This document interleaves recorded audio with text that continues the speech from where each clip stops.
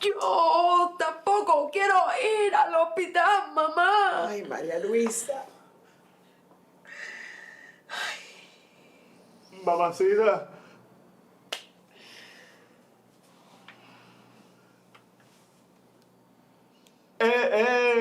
Muy malo tener un hijo.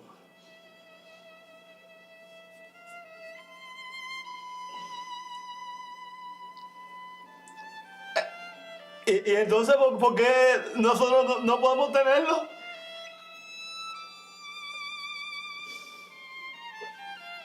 Porque tengo miedo. ¿Miedo? Pero si tú eres grande, mamacita. Ay, hija. Eso es muy difícil de explicar.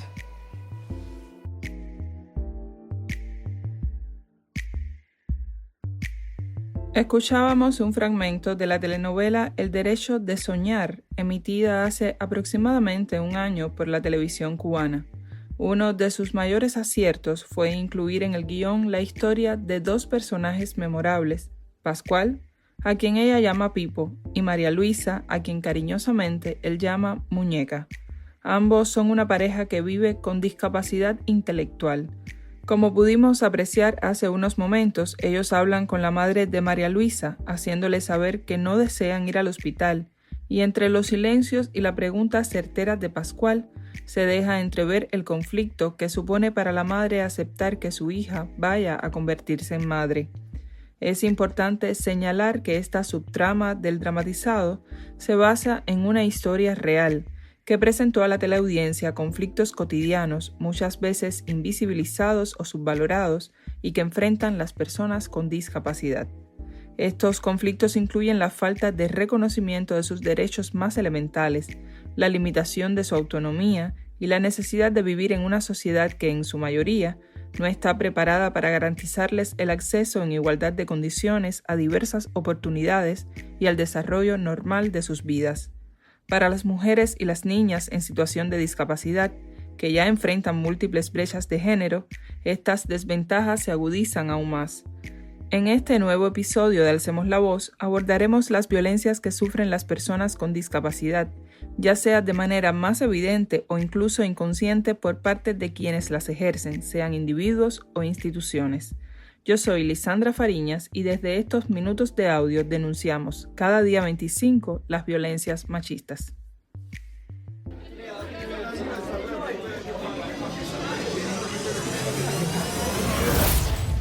Alcemos la Voz, un podcast de la corresponsalía en Cuba del Servicio de Noticias de la Mujer de Latinoamérica y el Caribe, SEMLA. Te proponemos encontrarnos el día 25 de cada mes para hablar sobre la violencia desde miradas diversas.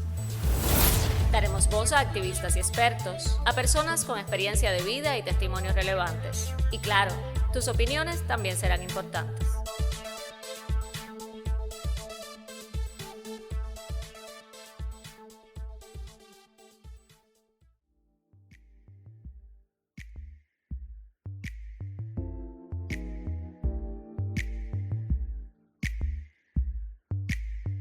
Es importante reconocer que muchas de las limitaciones y violencias que sufren las personas en situación de discapacidad son impuestas por el entorno social, no por su condición en sí. Esto significa que la verdadera discapacidad muchas veces reside en las actitudes y estructuras de la sociedad que no les permiten vivir plenamente. La violencia que experimentan puede tomar muchas formas, desde la más sutil hasta la más grave, como el maltrato físico o el abuso sexual. Las mujeres y niñas con discapacidad son especialmente vulnerables. De acuerdo con cifras de ONU Mujeres, se estima que constituyen casi un quinto de la población mundial femenina. Es decir, 1 de cada 5 mujeres o niñas tiene algún tipo de discapacidad y son de 2 a 3 veces más propensas a sufrir violencia de género en diferentes ámbitos en comparación con las mujeres sin discapacidad. Además, cuando enfrentan abusos, a menudo sufren por periodos más largos, lo que puede resultar en daños más severos. Un informe de ONU Mujeres del año 2021 titulado Aceptando el desafío, mujeres con discapacidad por una vida libre de violencia, subraya la importancia de considerar la interseccionalidad entre discapacidad, género y violencia. Esto es crucial para entender que no todas las mujeres y niñas están expuestas a la violencia de la misma manera. Las desigualdades de género y otras formas de discriminación, como las socioeconómicas y étnicas, amplifican el riesgo. En tiempos de crisis, apunta este informe, estas desigualdades pueden intensificarse. Por ejemplo, la presión económica, la falta de empleo y el aumento de trabajos de cuidados pueden llevar a un mayor riesgo de violencia de género, incluso en el hogar. A pesar de ello, las mujeres y niñas con discapacidad son parte integral de la población global, representando más de 500 millones de personas de diversas edades y contextos. Sin embargo, siguen siendo un grupo olvidado y a menudo invisibilizado, con poca representación en las estadísticas sobre violencia de género. El riesgo de violencia varía según la edad y el tipo de discapacidad. Las niñas sordas, ciegas, autistas o con discapacidades psicosociales e intelectuales tienen un riesgo aún mayor. Sobre las principales formas de violencia a las que se enfrentan las personas en situación de discapacidad, Semblak conversó con la pedagoga cubana Lucía de la Caridad García Ajete.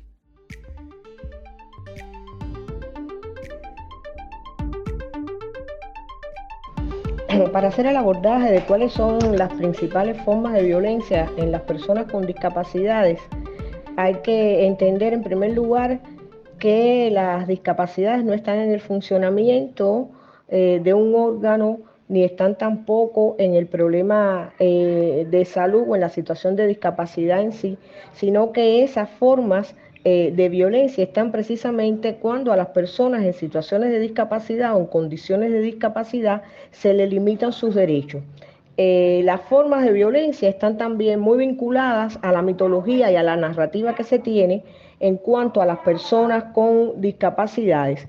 Y como formas de violencia de estas personas con discapacidades, y tengo que decir personas con discapacidades porque la peculiaridad de la discapacidad lleva que aparezca o que recurra un tipo no de violencia, aunque las violencias de manera general se dan interconectadas.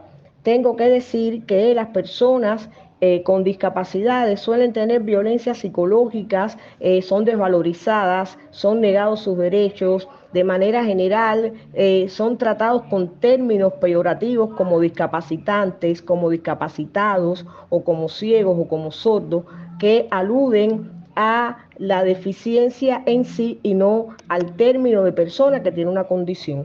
Dentro de las formas de violencia también que aparecen en las personas con discapacidad están las violencias vinculadas con las comunicaciones.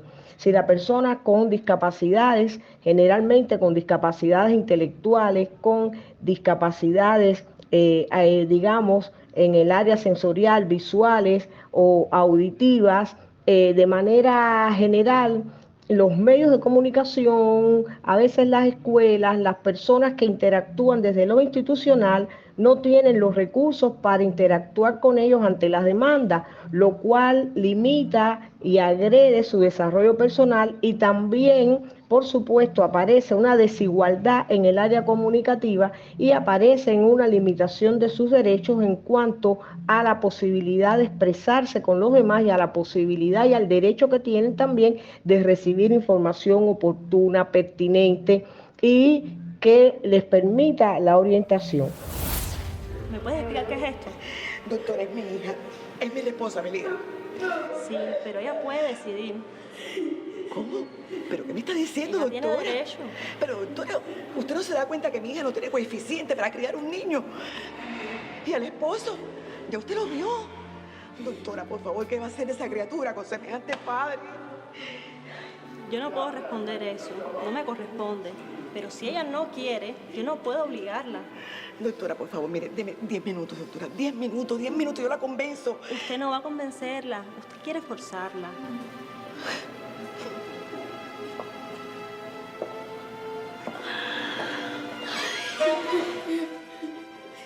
María Luisa, puedes irte.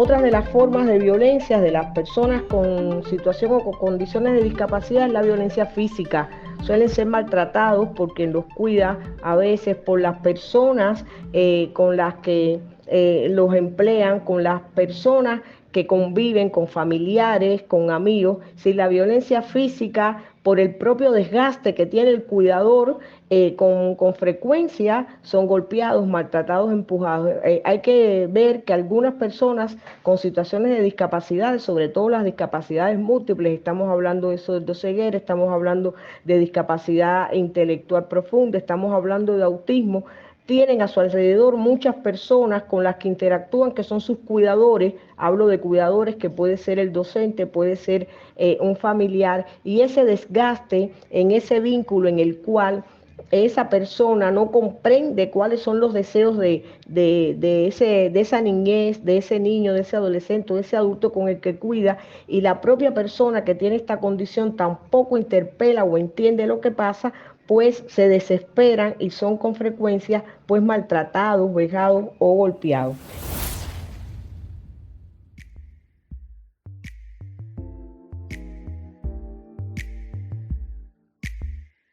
Entre las formas de violencia más comunes que enfrentan las personas en situación de discapacidad, la violencia sexual destaca, especialmente durante la niñez y la adolescencia, con una mayor prevalencia en niñas y mujeres. De acuerdo con ONU Mujeres, se estima que el 80% de ellas experimentarán algún tipo de violencia a lo largo de su vida y tienen 4 veces más probabilidades de ser víctimas de violencia sexual que quienes no tienen discapacidad. A nivel global, hasta un 83% de las mujeres con discapacidad han sido abusadas sexualmente en algún momento de sus vidas, refiere este organismo internacional. Además, cuando estas mujeres enfrentan abusos, a menudo ocurre durante largos periodos de tiempo, resultando en consecuencias más severas que para aquellas sin discapacidad. Es crucial abordar la interseccionalidad entre discapacidad, género y violencia, especialmente en la formulación de políticas públicas inclusivas. Esto incluye considerar la salud sexual y reproductiva de las mujeres y niñas con discapacidad, asegurando que se garanticen sus derechos. Con frecuencia, la sexualidad de las mujeres y niñas con discapacidad se considera un tabú, lo que refleja el rechazo del entorno social hacia su dimensión sexo-género. Ello refuerza estereotipos que las presentan como seres indefensos, asexuados o hipersexuados y limita su capacidad para tomar decisiones, cuidar de sí mismas y tener una maternidad libre y positiva. Factores como la escasa o inexistente educación e información sexual, la falta de intimidad y las graves limitaciones en la autonomía sobre decisiones relacionadas con anticonceptivos contribuyen a múltiples formas de violencia basada en género, incluyendo actos extremos como violaciones y esterilización forzada. De ahí la importancia de desmantelar estos mitos y promover un enfoque que reconozca y respete los derechos de las mujeres y niñas con discapacidad, garantizando su acceso a una vida libre de violencia. Es común en las personas, sobre todo en las niñeces y las adolescencias, es muy común la violencia en el orden sexual. Hay estudios que ya han estado refrendando cómo las niñas y las mujeres en situaciones de discapacidad tienen mayor violencia y acoso sexual, y las niñas sobre todo son más abusadas sexualmente que otros niños que no están en esa condición. Y además esta violencia en el orden sexual también genera mayor angustia, mayor depresión. A veces cuando se encuentra un niño, una niña, un niño, un adolescente en depresión, que deja de comer, que deja de interactuar con los otros, lo primero que se piensa por el cuidador o por la persona es que está deprimido, que hay que medicarlo, y no se entra a analizar que ese cambio de comportamiento brusco puede estar asociado a un abuso sexual. Son tocados y son manipulados. A veces la manipulación está dada porque necesitan el acompañamiento de la persona que los cuida, pero ese acompañamiento a veces raya, y no estamos hablando generalizando de las personas que acompañan, pero sí tienen con frecuencia, son abusados sexualmente. Generalmente a veces las familias, para poder acceder a responder o para poder acceder a sus necesidades, lo dejan con cualquier persona, sea amigo, sea familiar, y son abusados sexualmente. Yo no sé qué voy a hacer contigo, María Luisa. No sé. No, Ana. Déjame aquí y ya. Es verdad, mamacita. Su casa es aquí. María Luisa, vámonos para la casa, por favor. No, Hija, no. Y si me lleva para la casa, me voy a escapar otra vez.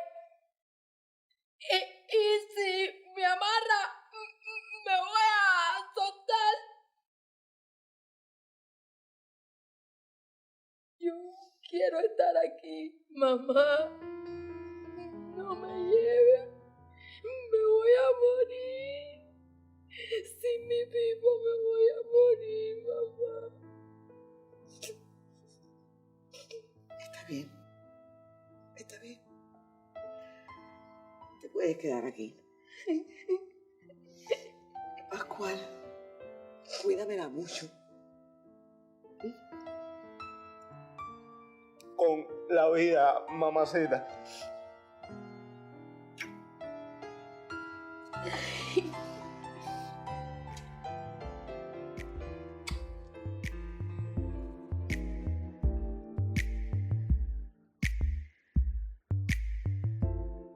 El derecho a la sexualidad plena, la educación sexual y la salud sexual reproductiva es fundamental para las personas con discapacidad. Sin embargo, los estigmas y mitos que rodean su sexualidad a menudo vulneran estos derechos. Superar estas creencias erróneas es un paso crucial que requiere una educación integral de la sexualidad y el apoyo de familias, escuelas y especialistas. Uno de los mitos más persistentes es el del eterno niño, una concepción errónea que se alimenta de la sobreprotección familiar. Esta visión limita el derecho de las personas en situación de discapacidad a formar sus propias familias y a vivir de manera independiente. La educación sexual debe comenzar en el hogar, enseñando sobre el cuerpo, la higiene, el amor y el erotismo. Sin embargo, muchas familias no saben cómo abordar estos temas con personas que tienen discapacidades visuales, auditivas o del espectro autista. Esta falta de orientación puede llevar a complejos, inseguridades y una baja autoestima, especialmente en quienes, además de tener una discapacidad, poseen una orientación sexual o identidad de género diferente a la hegemónica. Es esencial, además, que todas las personas reciban la misma educación sexual, independientemente de su discapacidad. Este es un derecho humano inalienable. La educación integral de la sexualidad debe ser promovida desde una perspectiva positiva y respetuosa, aplicable a todas las personas sin excepción. Cuando se ignora este enfoque de derechos, ocurren situaciones de maltrato no solo en el hogar, sino en otros escenarios, pues la falta de conocimiento sobre sus necesidades puede llevar a que sean sometidos a tratos inadecuados, incluso en las instituciones de salud, exacerbando su vulnerabilidad. Las violencias institucionales, la violencia obstétrica. ¿Cuántas mujeres con determinada discapacidad, sea auditiva, sea visual, pues ha estado necesitada de los servicios o de los apoyos de la planificación familiar o de la atención para, digamos, lo que tiene que ver con su salud sexual y reproductiva, su salud mental, y sin embargo las instituciones, al no conocer la vía de comunicación o al no conocer qué es lo que pasa, pues se llega a tener violencia obstétrica o se lleva a subsumir, a no tener en cuenta cuáles son esas necesidades de planificación familiar. Por ejemplo, en las comunidades, en muchas mujeres sordas, ellas describen cómo a veces al no entenderse, porque su lengua natural es la lengua de señas, pues si no van acompañadas se les obvia, se les rechaza, lo que por supuesto limita, censura y hace que existan estas desigualdades y que no se cumplan todos los derechos que tienen en cuanto a los derechos sexuales, reproductivos o a todos los derechos de manera general.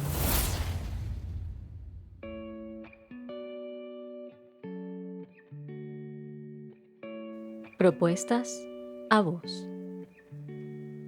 En ediciones anteriores te presentamos el proyecto MODI, creado por iWords Global, una empresa social con experiencia en derechos humanos, desarrollo y sostenibilidad.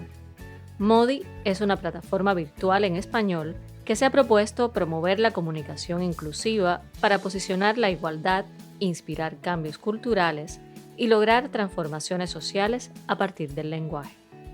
Posee numerosos recursos de consulta gratuita, pero hoy te queremos hablar de la Guía Práctica de Comunicación Inclusiva sobre Discapacidad, publicada en agosto de 2021. Según explican sus creadores, esta guía surgió de cuestionar algunas de las formas en que se hace referencia a personas y colectivos que han sido históricamente marginalizados.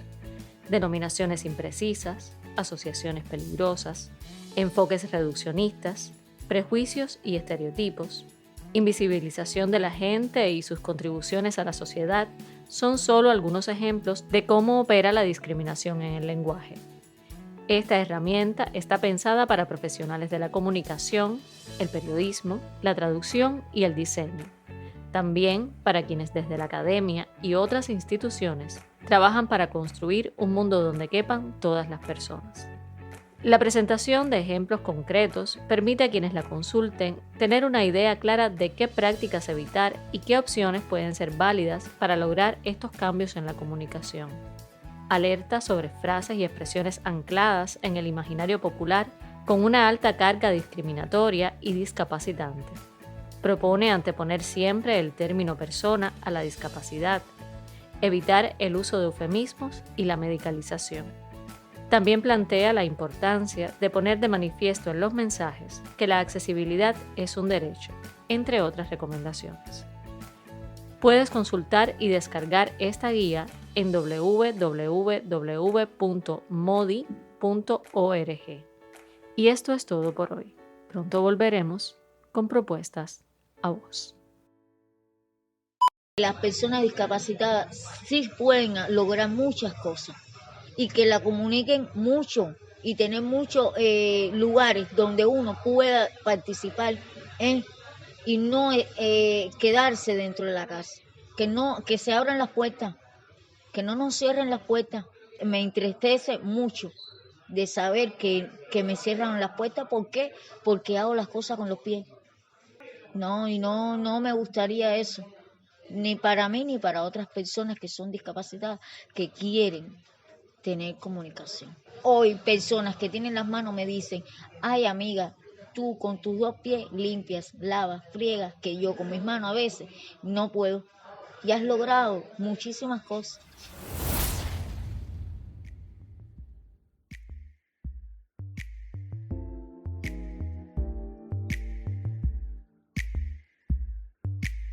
Estás en Alcemos la Voz, un podcast de CENLAC Cuba que cada día 25 se dedica a exponer y denunciar las violencias machistas. En esta edición hablamos de las diferentes formas de violencia a las que se ven expuestas las personas en situación de discapacidad, especialmente las mujeres y las niñas. El reconocimiento y la tipificación de sus derechos son fundamentales para establecer mecanismos protectores para estas personas.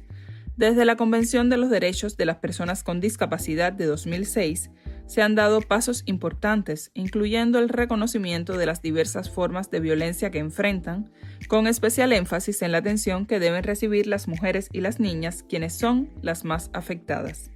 En Cuba se han logrado avances significativos en los últimos años con la entrada en vigor de instrumentos legales como el Código de las Familias, que en aspectos relacionados con este grupo poblacional guarda estrecha sinergia con esta convención de la que Cuba es firmante. Sobre cómo se aborda desde lo legislativo en el país los derechos de las personas que viven con algún tipo de discapacidad y en particular la prevención y protección de estas ante la violencia, nos habla la jurista Joana Pereira Pérez.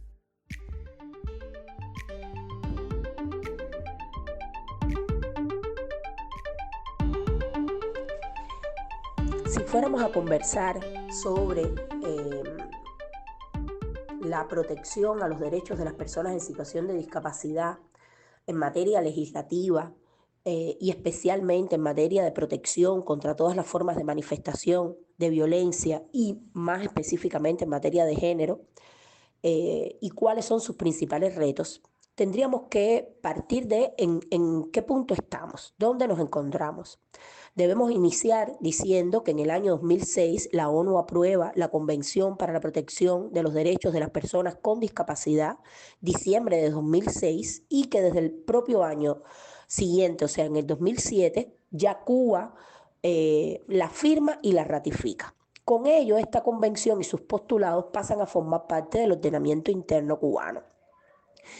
Es de destacar que desde la propia convención, en el preámbulo, el apartado Q reconoce que las mujeres y las niñas con discapacidad suelen estar expuestas a un mayor riesgo en materia de violencia. O sea que la propia convención que recoge todos estos postulados más importantes en materia de protección a la discapacidad, ya está reconociendo que las niñas y mujeres con discapacidad tienen un mayor riesgo de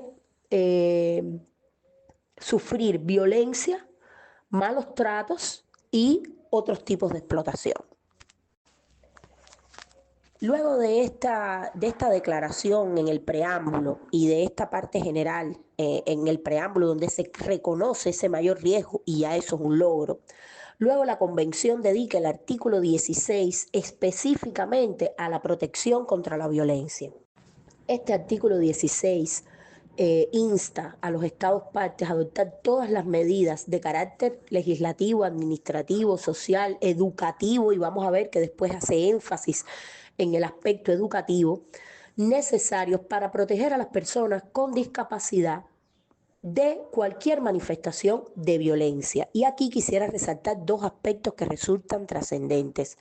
El primero es que hace énfasis en que las manifestaciones de violencia deben ser protegidas tanto en el seno del hogar como fuera de él, pero hace énfasis en el seno del hogar, porque sabemos que muchas de las manifestaciones de violencia se dan en torno a esas relaciones familiares y en el seno del hogar.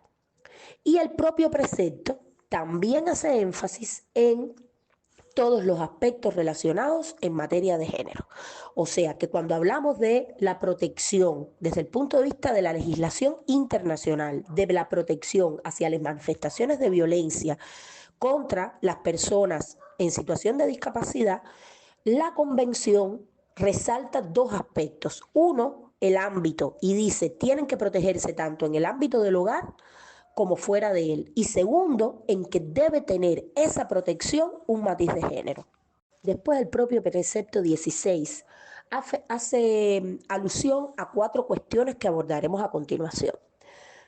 La primera es que también deben asegurarse, asociadas a las manifestaciones de violencia y para la protección contra la violencia en materia de discapacidad, deben asegurarse medidas adecuadas de asistencia y apoyo que en todo momento tengan en cuenta el género y la edad, en este propio artículo dedicado a la violencia.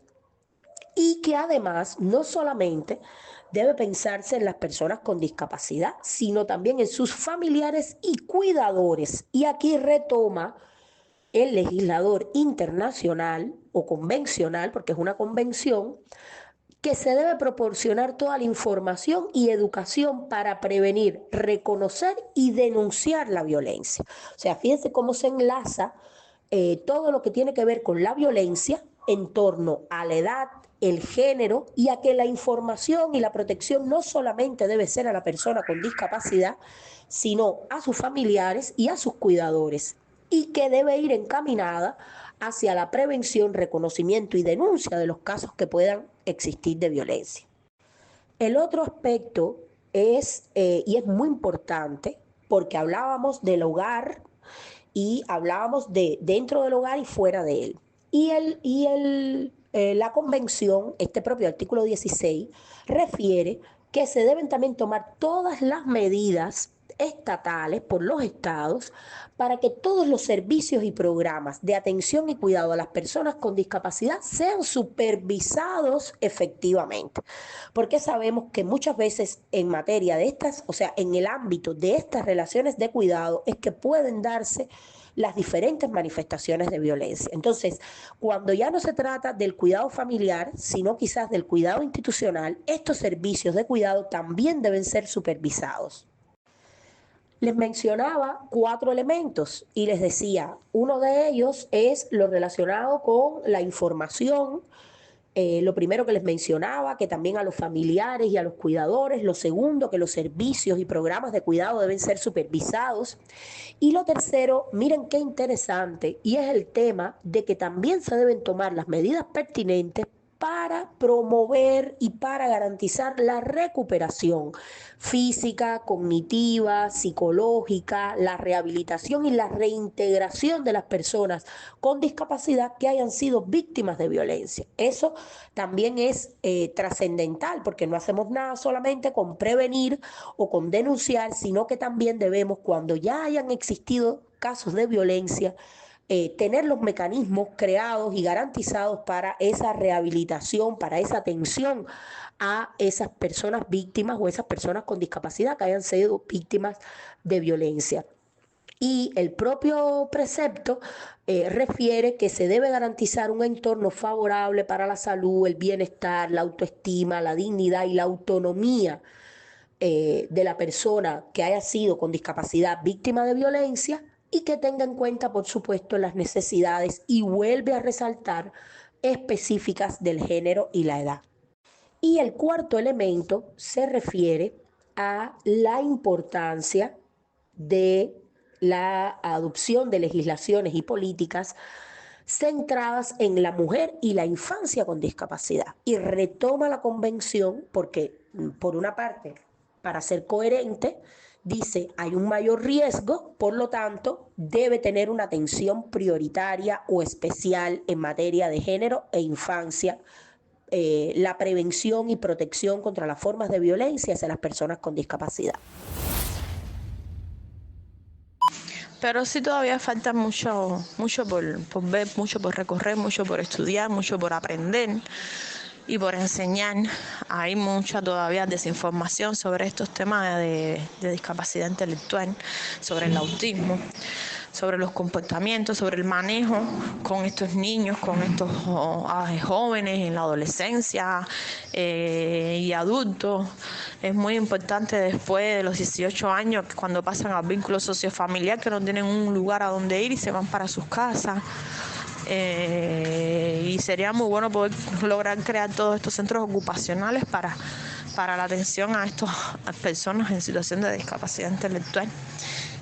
Y así el día a día no sea tan fuerte para la familia y para los padres, y tengan un apoyo y un lugar a donde poder ir, y un deseo, algo para que ellos puedan ir e insertarse socialmente y ocupar la mente.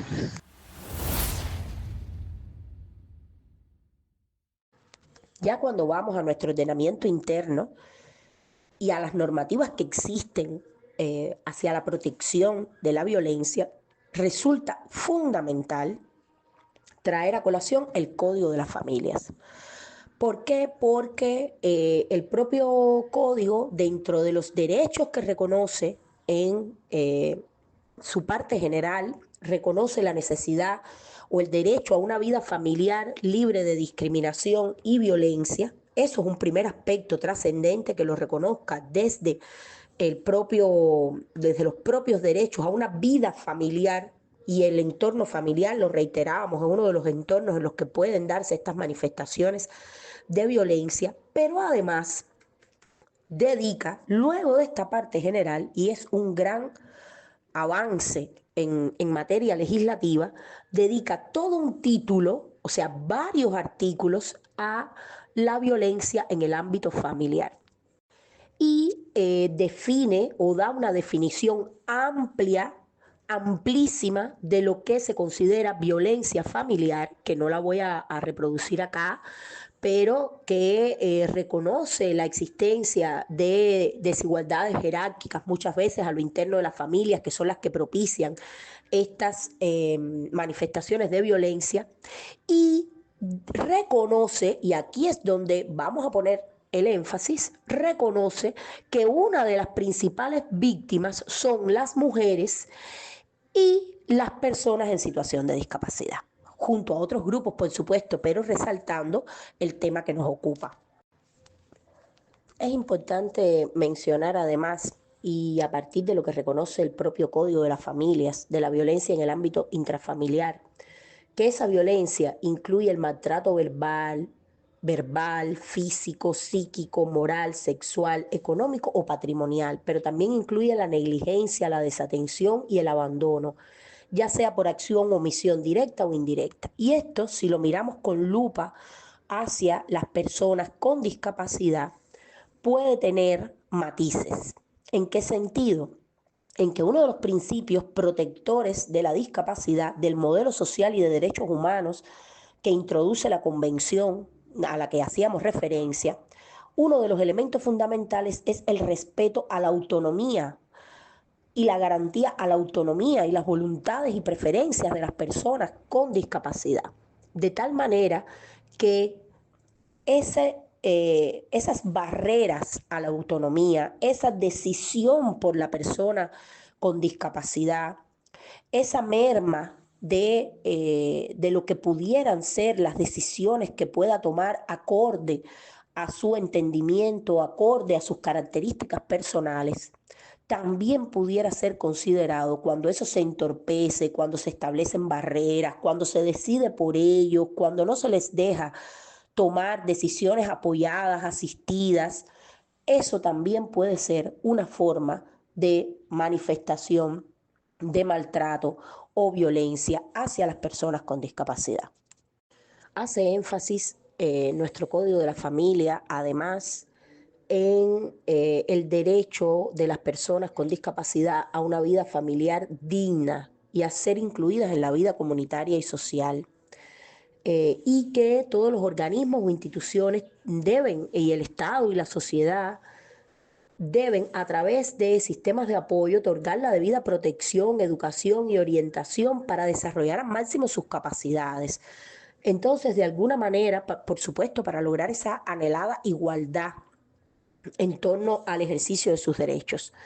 Es por ello que debemos mirar con lupa cualquier manifestación de violencia, pero más allá de esas manifestaciones típicas, de esas manifestaciones que ya llegan a esa violencia física, sino, y que también pueden ser muy comunes en materia de discapacidad, esa violencia moral, esa negligencia, ese abandono, que también el propio código los está reconociendo como formas de violencia.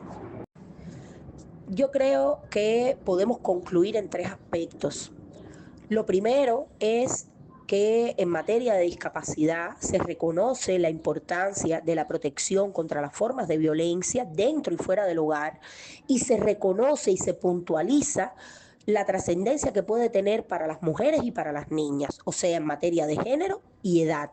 Y eso tiene que tener un correlato en materia de programas y políticas, en materia de actuación de nuestras instituciones, tanto para supervisar como para crear los mecanismos de denuncia y de identificación de esas manifestaciones de violencia que pueden haber. Un segundo elemento es que también entonces, una vez que esas manifestaciones de violencia hayan acontecido, se deben crear los mecanismos de reparación, de atención, de reintegración, de rehabilitación, máxime y adaptado si es una persona, una mujer en situación de discapacidad o una niña en situación de discapacidad. Si ya es complejo para las mujeres y las niñas, imaginen el plus que debe tener ese programa de rehabilitación, de atención, cuando se trata de mujeres o niñas en situación de discapacidad. Y lo tercero es poner énfasis en o una mirada muy especial en las manifestaciones no tradicionales de violencia, en esas que a veces están solapadas, en esas que no aparecen en las estadísticas, en esas que no llegan a ser graves, pero que pueden llegar a destruir, a limitar la autonomía y la vida de las personas con discapacidad, de las mujeres y las niñas con discapacidad en general. La Convención de los Derechos de las Personas con Discapacidad también aborda el ámbito laboral, donde ellas enfrentan numerosas barreras, una situación que no solo viola sus derechos, sino que también tiene implicaciones negativas en su vida, dificultando su desarrollo personal y profesional. La inclusión laboral se convierte en una pared de cristal, invisible y difícil de atravesar, especialmente para las personas con discapacidad, afirma la especialista en género Leticia Artiles, quien destaca que la resistencia al cambio limita las oportunidades de empleo. La Convención establece el principio de ajuste razonable, que consiste en adaptar los entornos laborales para que las personas en situación de discapacidad puedan insertarse de acuerdo con sus habilidades. Las barreras que enfrentan son diversas. Las estructurales, como la ausencia de rampas o accesos adecuados, son las más visibles. Sin embargo, las barreras culturales son menos evidentes, pero igualmente perjudiciales. Introducir ajustes razonables como la reestructuración de espacios de trabajo o la capacidad del personal sobre las capacidades de las personas con discapacidad puede facilitar su inclusión sin requerir grandes inversiones.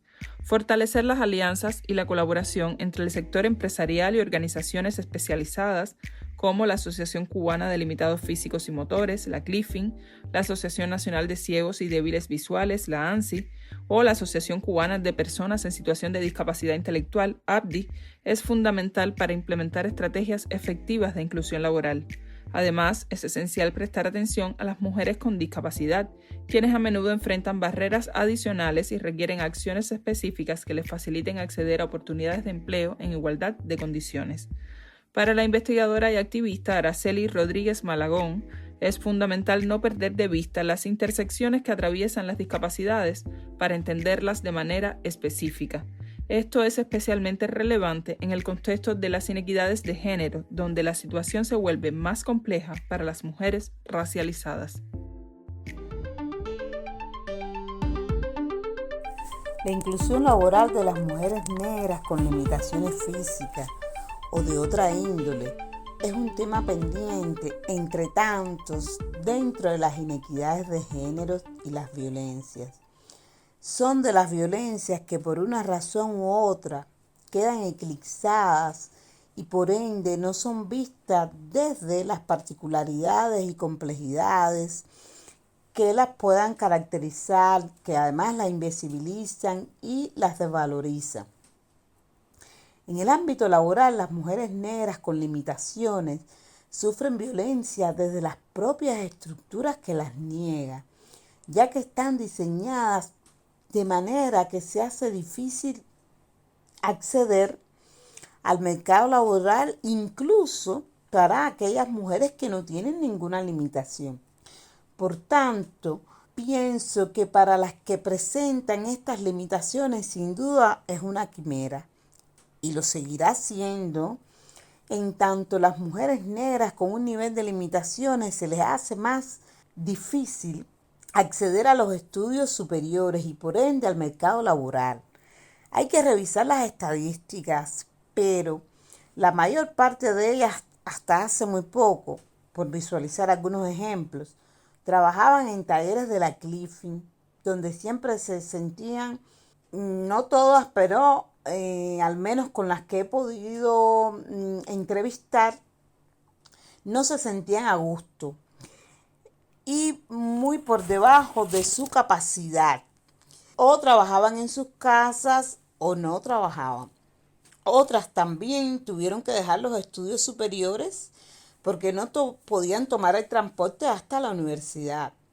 Estamos claros que en muchas ocasiones las universidades están fuera de los lugares o los espacios donde mejor se pueda tomar el transporte. Y luego además estas universidades muchas veces tienen barreras arquitectónicas, ¿no?, que les impiden, les imposibilitan acceder a estos espacios. Por solo poner algunos ejemplos reales y concretos de particularidades que también son violencias que entran dentro de la categoría de las violencias de género, porque son mujeres, pero además son mujeres negras y muchísimas veces no proyectamos este tipo de violencia que se expresa no a todas de manera general, pero sí de manera particular, y es muy importante tenerlas en cuenta a la hora de hablar y desarrollar y demandar derechos y políticas públicas. 4 años de edad, me dio mi primera crisis de epilepsia y así fue aumentando y me pusieron en coma inducido hasta que los médicos decidieron que la única forma de poder parar con esas crisis era operándome. Me desconectaron la mitad del cerebro y eso me dejó muchas secuelas. Hasta que luego mi mamá buscando me enseñó que no era yo la única. Entonces yo quise ayudar a esas personas y me puse a escribir cuentos. La vida me enseñó a ser fuerte porque si no te repones, caes y no puedes seguir tu objetivo. Yo en un futuro quiero tener una niña o un niño, tener una pareja, hacer una vida como cualquier otra persona. Al fin de cuentas, las personas con epilepsia somos normales.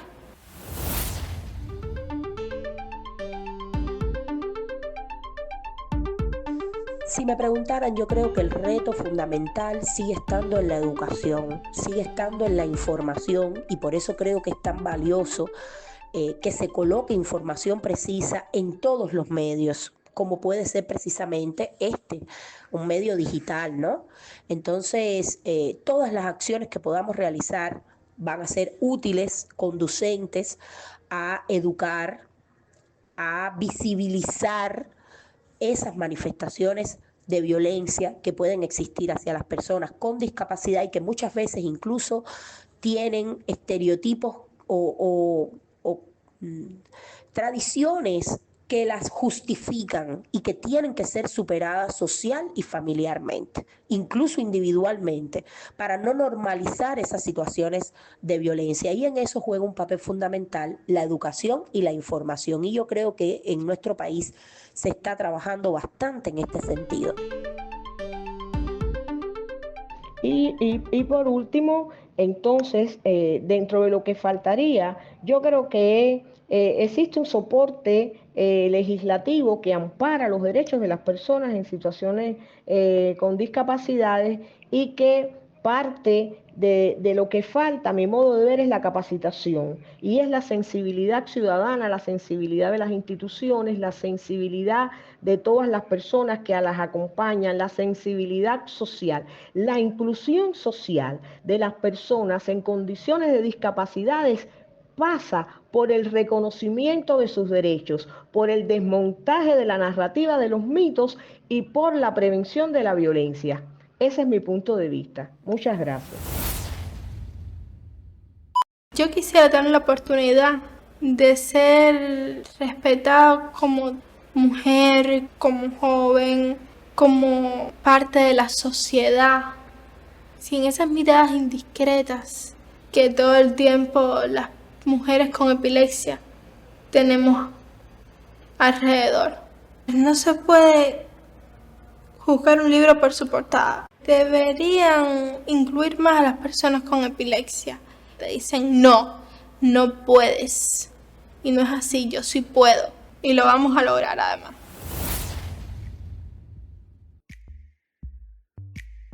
La violencia de género hacia mujeres y niñas en situación de discapacidad es un asunto público que requiere un enfoque multidimensional y multisectorial que reconozca la interseccionalidad entre discapacidad, género y violencia como un elemento esencial en cualquier estrategia de inclusión. Comprender esta intersección y las diversas formas de violencia que enfrentan estas mujeres es fundamental para desarrollar respuestas efectivas e inclusivas. Entender que la inclusión es responsabilidad de todas las personas y que requiere la colaboración coordinada de diversos actores sociales es también clave para avanzar hacia un mundo donde nadie quede atrás. Porque no se trata solo de dar voz a quienes no la tienen, sino de escuchar y crear espacios donde las mujeres con discapacidad puedan expresar sus experiencias. Aceptar este desafío conjuntamente es esencial para construir un futuro libre de todo tipo de violencias.